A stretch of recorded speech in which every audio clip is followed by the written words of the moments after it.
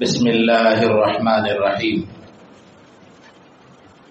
یا ایھا الذین آمنوا کتب علیکم الصیام کما کتب علی الذین من قبلکم لعلکم تتقون ایاما معدودات صدق اللہ العظیم۔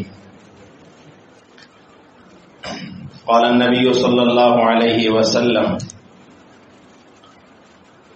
الصیام جنۃ او کما قال علیہ الصلاۃ والسلام۔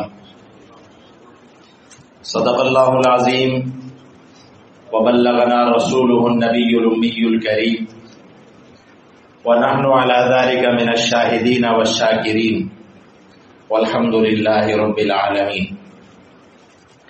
اللهم صل على سيدنا ومولانا محمد وعلى آل سيدنا ومولانا محمد وبارک وسلم وصلی علیہ۔ واجب الاحترام معزز سامعین، ہمارے آج کے خطبہ کا عنوان استقبال رمضان المبارک کے حوالے سے ہے۔ اسی عنوان سے متعلق چند معروضات آپ حضرات کی خدمت میں پیش کرنی ہے۔ دعا ہے کہ اللہ تعالیٰ مجھے حق اور سچ کہنے کی اور ہم سب کو اس کے مطابق عمل کی توفیق عطا فرمائے۔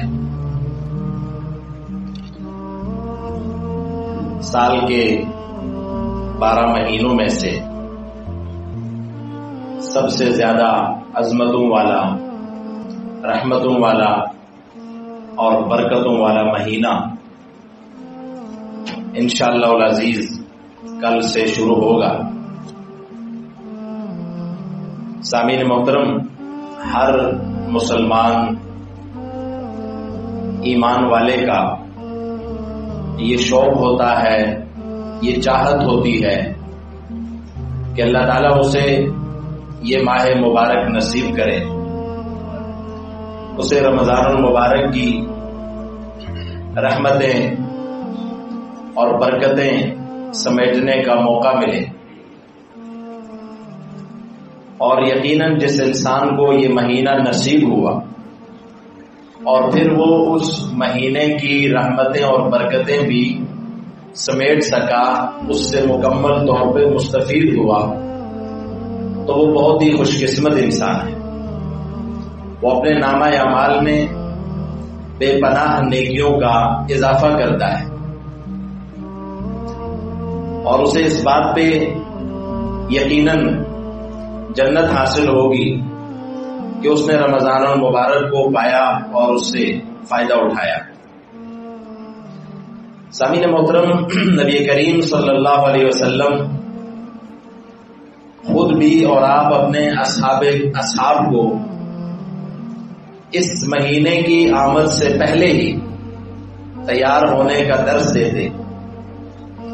حدیث مبارکہ میں آتا ہے، حضرت ام عائشہ صدیقہ رضی اللہ تعالیٰ عنہ فرماتی ہیں کہ کان اذا دخل رمضان تغیر لونہ، جب رمضان المبارک کا مہینہ داخل ہوتا، شروع ہوتا، تو آپ صلی اللہ علیہ وسلم کا رنگ جو ہے وہ تبدیل ہو جاتا تھا۔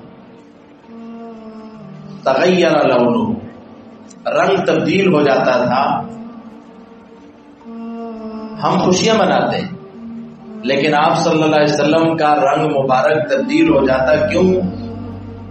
محدثین نے لکھا اس رنگ کے تبدیل ہونے کی وجہ یہ ہوتی تھی کہ آپ ایک لحاظ سے پریشان ہوتے تھے کہ پتہ نہیں میں رمضان المبارک میں جو حق عبودیت ہے وہ ادا کر سکوں یا نہ کر سکوں۔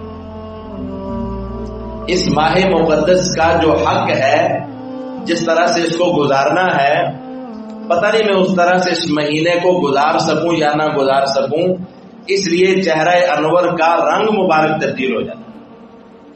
اب آپ خود اس سے اندازہ کریں، اور یقیناً جس ماہ کے آنے کی 2 مہینے پہلے آپ صلی اللہ علیہ وسلم دعا فرما رہے ہیں کہ اللہ رجب اور شعبان کو ہمارے لیے بابرکت بنا اور ہمیں رمضان تک پہنچا، اور شعبان کے مہینے سے ہی آپ نے فرمایا کہ شعبان کے چاند کی گنتی کرو، اور جیسے ہی رمضان المبارک کا چاند نکلے تو تم اپنے روزے کا آغاز کرو۔